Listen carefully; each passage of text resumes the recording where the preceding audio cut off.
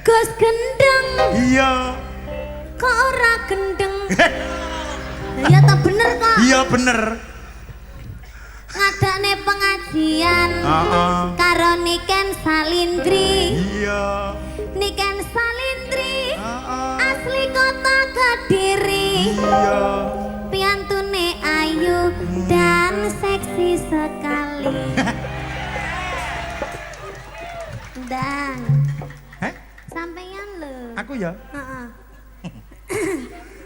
Iku aja lucu-lucu lho enak maju bojo lho engko yo nak. Sama nyanyi aja ndak. Gak usah ditokne lho. Lho, kadang maca kok. Kowe iki piye to, Nok?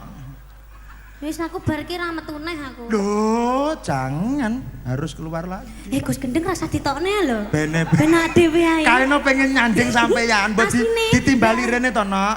Lah nyapa yo aning kono Monggo mriki. Alah malah ning jeding